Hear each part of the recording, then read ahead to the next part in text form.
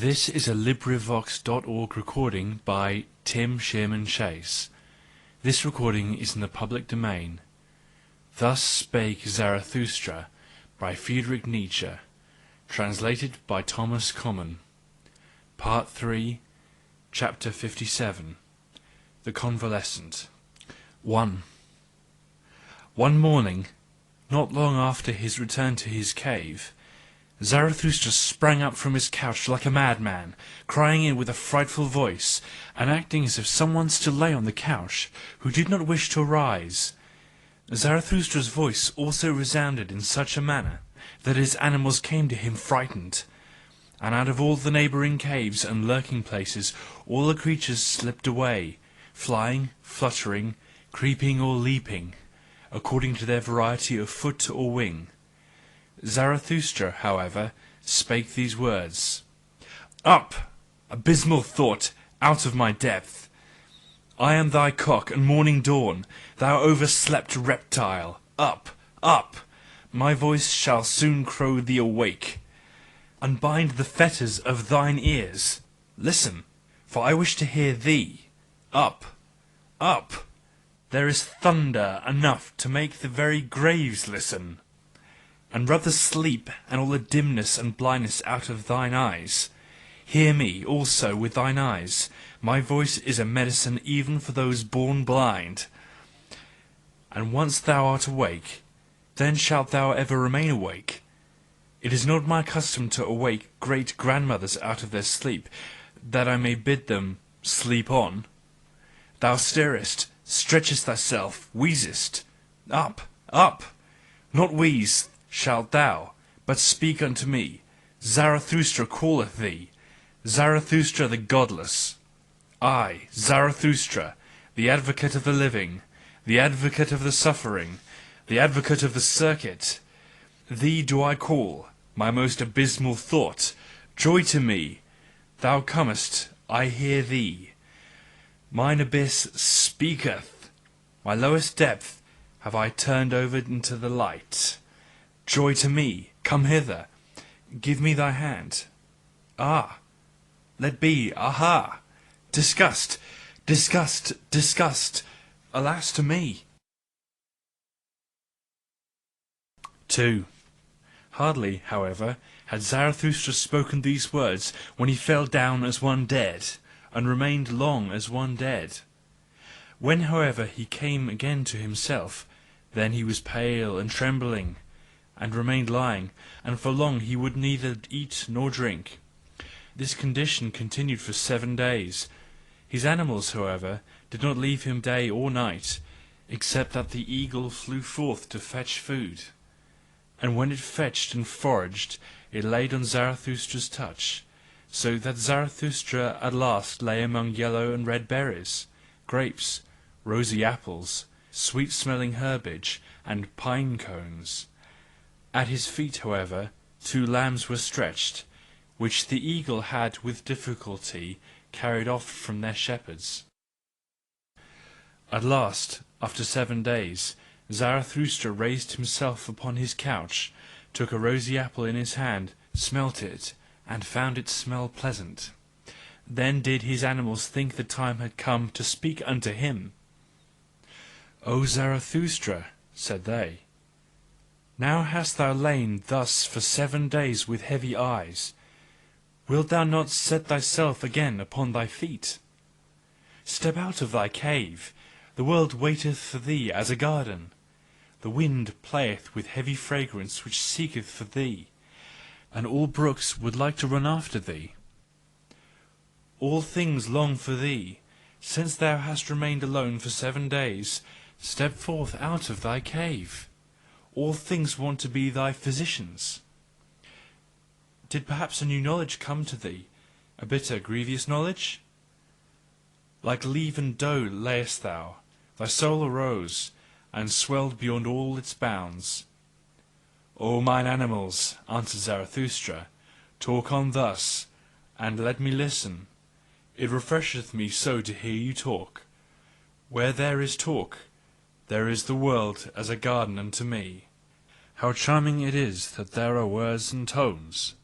Are not words and tones rainbows, and seeming bridges, twixt the eternal separated? To each soul belongeth another world, to each soul is every other soul a back-world.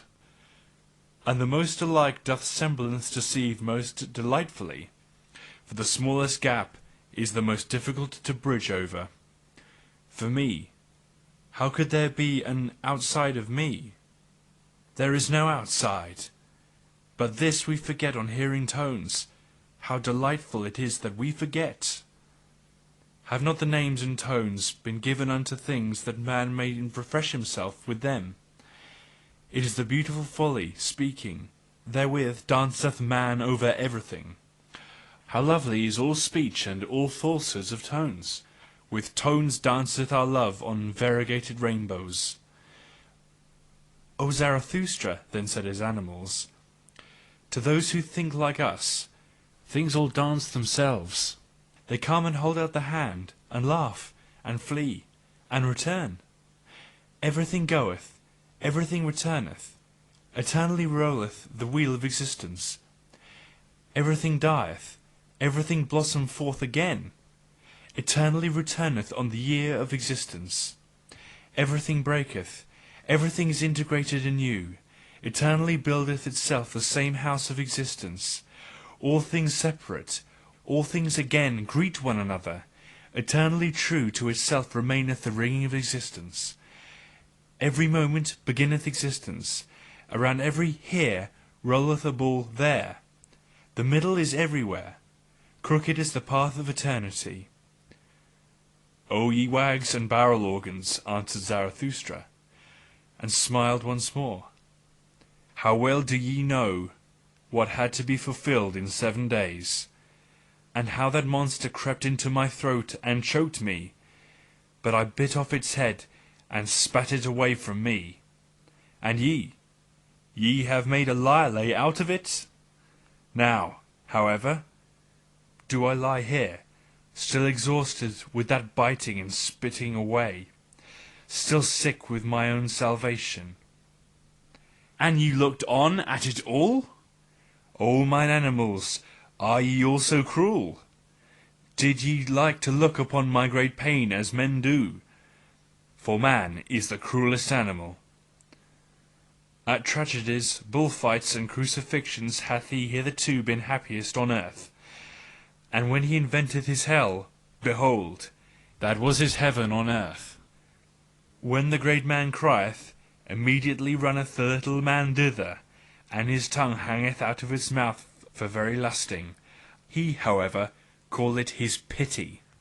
The little man, especially the poet, how passionately doth he accuse life in words! Hearken to him, but do not fail to hear the delight which is in all accusation. Such accusers of life, them life overcometh with a glance of the eye. Thou lovest me, said the insolent one. Wait a little, as yet have I no time for thee.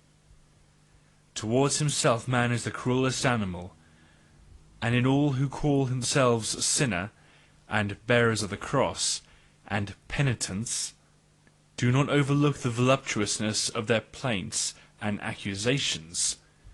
And I myself, do I thereby want to be man's accuser? Ah, mine animals, this only have I learned hitherto, that for man his baddest is necessary for his best, that all that is baddest is his best power, and the hardest stone for the highest creator, and that man must become better and badder. Not to this torture stake was I tied, that I know man is bad, but I cried, as no one hath yet cried, ah, that his badness is so very small, ah, that his best is so very small. The great disgust at man, it strangled me, and had crept into my throat, and what the soothsayer had presaged, all is alike, nothing is worth while, knowledge strangleth. A long twilight limped on before me, a fatal weary, a fatal intoxicated sadness, which spake with yawned mouth. Eternally he returneth, the man of whom thou art weary, the small man. So yawned my sadness, and dragged its foot, and could not go to sleep. A cavern became the human earth to me, its breast caved in. Everything living became to me human dust and bones, and the mouldering past. My sighing sat on all human graves, and could no longer arise. My sighing and questioning croaked and choked and gnawed and nagged day and night. Ah! Man returneth eternally. The small man returneth eternally. Naked had I once seen both of them, the great man and the small man, all too like one another, all too human, even the greatest man, all too small, even the greatest man. That was my disgust at man, and the eternal return also of the smallest man. That was my disgust at all existence. Ah! Disgust! Disgust! Disgust! Thus spake Zarathustra, and sighed and shuddered, for he remembered his sickness. Then did his animals prevent him from speaking further. Do not speak further, thou convalescent, so answered his animals, but do go out, where the world waiteth for thee like a garden. Go out unto the roses, the bees, and the flocks of doves, especially, however, unto the singing birds, to learn singing from them. For singing is for the convalescent, the sound ones may talk. And when the sounds also want songs, then want they other songs than the convalescent. O ye wags and barrel organs, do be silent, answered Zarathustra, and smiled at his animals. How well ye know what consolation I devised for myself in 7 days. That I have to sing once more, that consolation did I devise for myself, and this convalescence. Would ye also make another lyre lay thereof? Do not talk further, answered his animals once more. Rather, thou convalescent, prepare for thyself first a lyre, a new lyre. For behold, O Zarathustra, for thy new lays there are needed new lyres. Sing and bubble over, O Zarathustra, heal thy soul with new lays, that thou mayest bear a great fate, which hath not yet been any one's fate.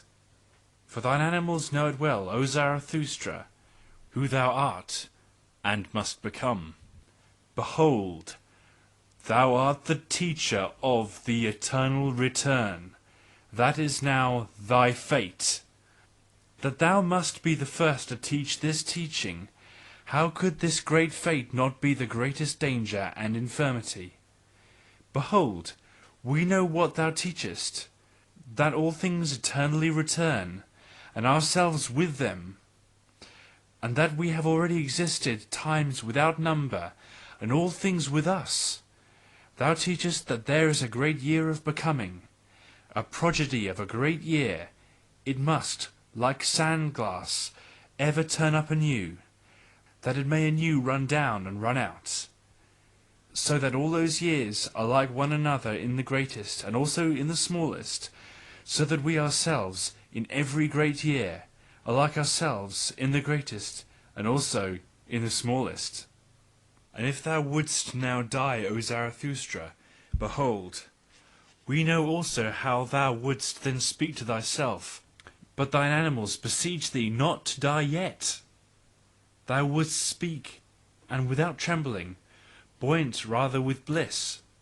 For a great weight and worry would be taken from thee, thou patientest one.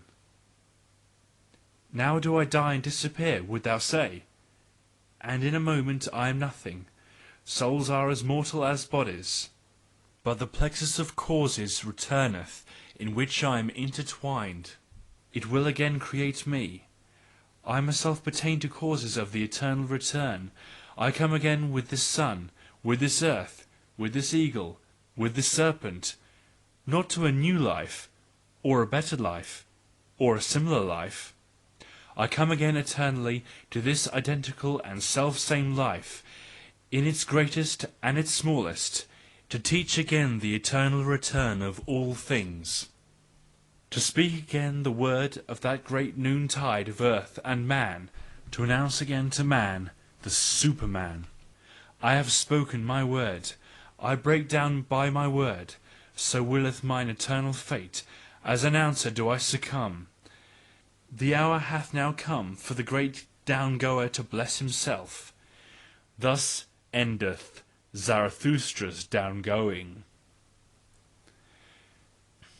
When the animals had spoken these words, they were silent and waited, so Zarathustra might say something to them.